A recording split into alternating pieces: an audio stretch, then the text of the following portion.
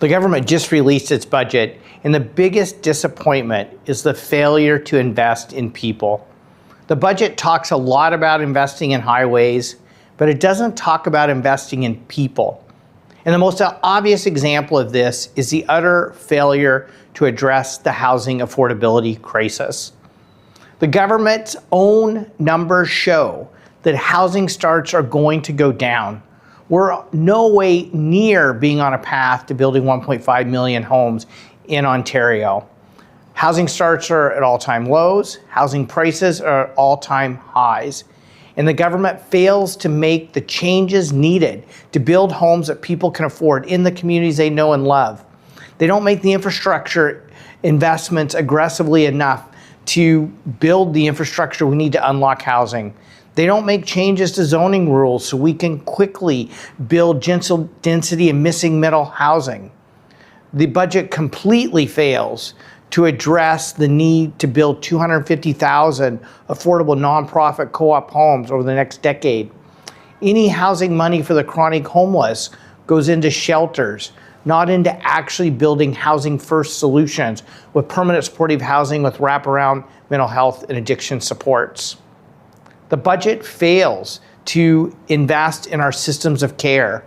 Healthcare funding doesn't even keep up with the rate of inflation. The government did not reverse cuts to education, the $1,500 per student cut. Post-secondary education actually has a cut in its budget, even though our post-secondary colleges and universities are underfunded. The Ministry of Community and Social Services, the ministry that supports the most vulnerable in our communities, $200 million cut. That's going to affect people with developmental disabilities, people on ODSP and Ontario Works, children who are on long wait lists for autism services. Those are the folks who are going to be the most vulnerable if we go into a recession, and the government doesn't even allocate the money needed to support them.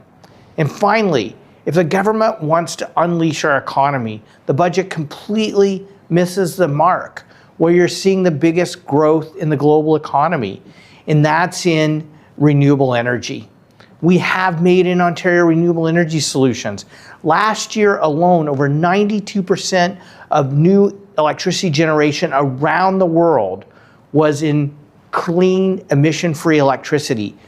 3/4 of that in solar, because it's now the lowest cost source of electricity generation. In this government, nothing about that in the budget. This is a huge missed opportunity for us to create jobs, help tariff-proof our economy, get off American gas, and ensure that we unleash the economy in a way where we also address the climate crisis.